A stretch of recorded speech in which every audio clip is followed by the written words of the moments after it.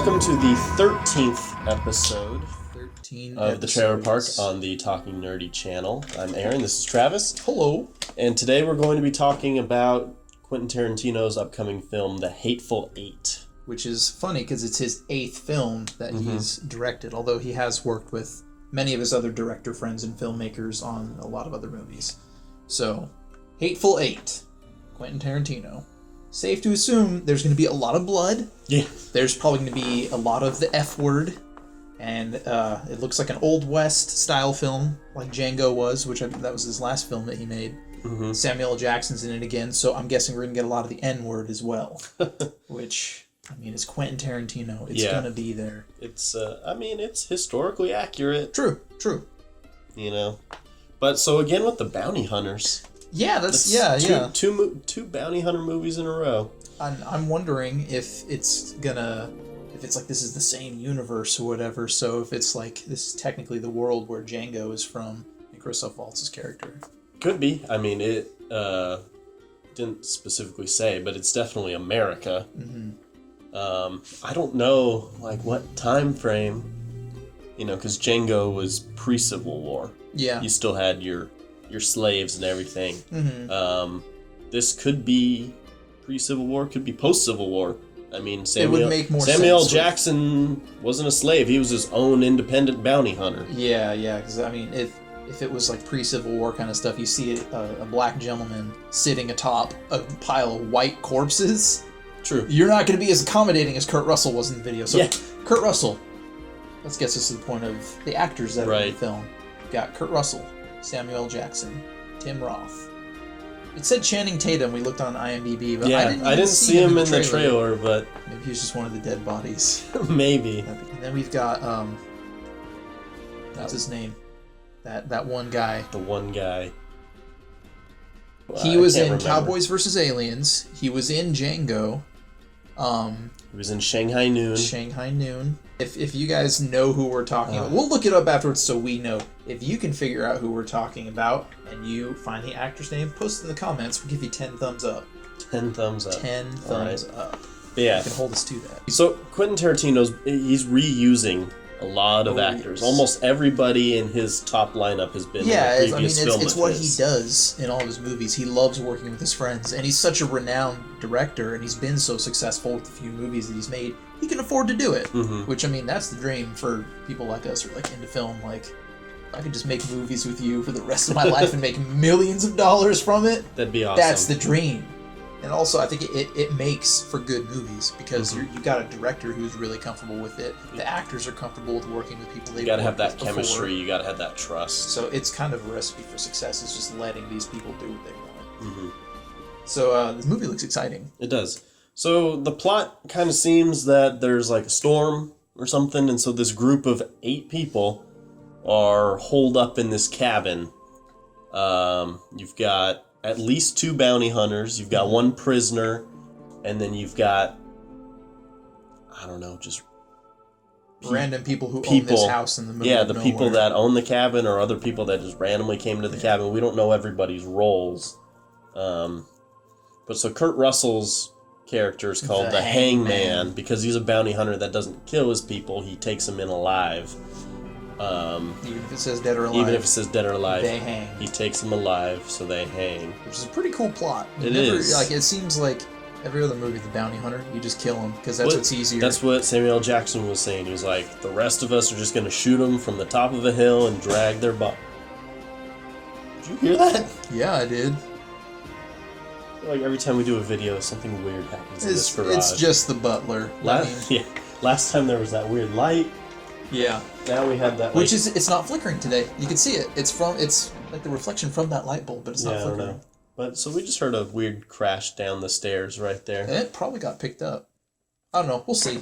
Let us know if you heard it. Okay. I'd just like to say we have a friend who is like in love with Tim Roth. I think he's one of the ugliest actors out there. Great actor, but he's so weird looking. Yeah. He played the Abomination in The Incredible Hulk with Edward Norton, and he kind of has the face of an abomination. Sorry, Tim Roth, if you're watching. I respect you as an individual, but your face bothers me. He's all beardy though, so it's not as bad. He also I've never heard him like change his accent this way. He's got a very sort of prim and proper British accent, rather than his sort of dingy and slightly disgusting sounding person. He's got that kind of like rough British accent that he normally uses. Like, I don't come from the best neighbourhood, but I'll take you out for a pint and then punch you in the face. Now he's sort of like, I'd like to have you over this afternoon for some tea. I don't know. It cracked me up hearing that voice because it was a little high pitched. Yeah, just that image of him just like sipping his tea was like, what? So very English. Yeah. I mean, there's not as much to talk about with this trailer as there is with a lot of other trailers, because you really just see a lot of scenes in this little cabin. That's actually an interesting thing about the movie, though. You've got one location inside this cabin. Like they did keep cutting to these images of horses drawing. There's a lot of people that fall off the top of a carriage. Yeah. One guy gets pushed off, and then like another scene, 2 people just fall off. I almost thought it was a dead body because it was red, like he was wearing some kind of red clothes, and just the way it was so still when it hit the snow. One of them looked like a body, but like the other 2 looked like maybe they'd been fighting and they fell off. Maybe, I don't know. It's such a quick cut. But probably the most interesting thing about this film is it's going to be filmed in 70mm. Yes. On 70mm film. So for any film buffs out there's several different types of film that we have used throughout time. You got 8mm, you got 16mm, 24mm. 35mm, 60mm, and 70mm, what we're seeing now. And I think 35mm is what most people are accustomed to seeing. That's what's the full screen in the theater. 60mm, Peter Jackson filmed, was it the first Hobbit? I always forget if it was the first or the second one. Unexpected Journey. He filmed the first Hobbit in 60mm, so it's kind of a stretched image. Like, for if you're in a regular theater. If you see it in IMAX, it probably looks a lot better because IMAX screens are much wider set. Mm-hmm. So 70mm, and the whole trailer is in 70mm. You can see it's got these massive bars on top. It's got the black bars at the top, but it goes the full width of the screen, so it's literally like a panoramic view. Which, going back to the location being in a cabin, that's such a strange choice to make. Yeah, it does good for scenery, like mountain shots, like at the beginning or when they're on the road, because you can see all the peripheral stuff on the side of the road. So when you've got these close-ups of the actor's face, it doesn't matter how close up you're going to get. There's going to be a lot of space on either side of them. Mm-hmm. So there's got to be stuff going on in the background the entire film, or it's gonna be a little hard to keep up with. Yeah, I mean, it had to have been done more.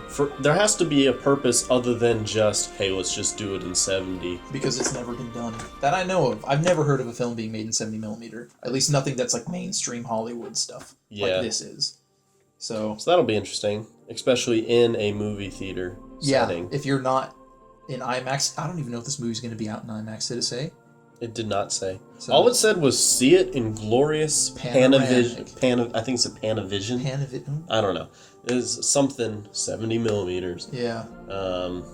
So I mean it'll be interesting for sure. I'm curious to see what kind of box office ratings it's going to get, because it's a rated R film. It's Quentin Tarantino, so that immediately limits your audience. But it also draws in a select audience because he has a following. That's also true. Well, he has, you know. But I mean, there's a lot of Quentin Tarantino movie buffs out there. Is he going to make like millions, if not billions, that other films are making because he has such a specific audience? Probably not. I kind of like this about his movies is he doesn't cater to the masses. Yeah, true.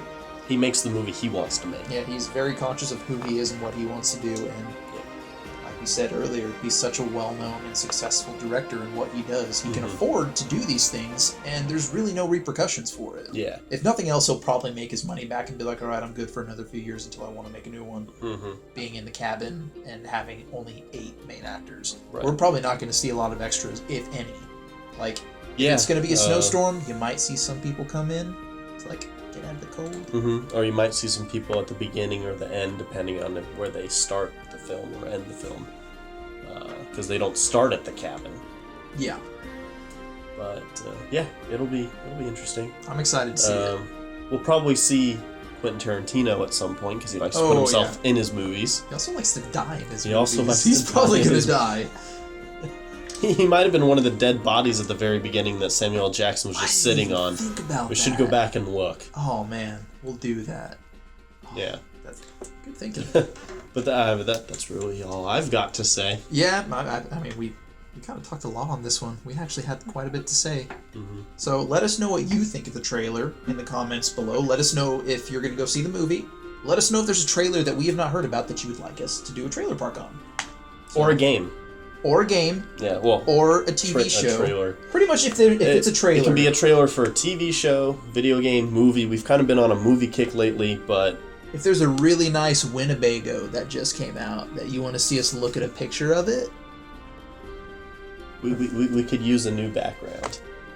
True. If you find... That'd be something interesting to do. Okay. So with our... We've got a green screen. Maybe we'll do a quick cut to what it actually looks like behind us. But we've been using the same picture, this same trailer from the beginning, and it's really hard to get, because it's got the green bushes in front, and it really throws off... I haven't been able to figure out the green screen settings to get it to look super nice. So we get, these little fuzzies and... They were flickering really bad in the Krampus one. Yeah. It could have been because of that light. It could have been our light was a little weird. We don't... Yeah. I've never noticed it flickering so much as that. So and it could be because you pointed we've been out. thinking about getting a different background, one that's got less plants. So if you can find us a new trailer to sit in front of, link us the picture or post it in the comments or something, and we'll put it in our next trailer. We'll give you a shout out for the next 5 episodes. So, photo contest.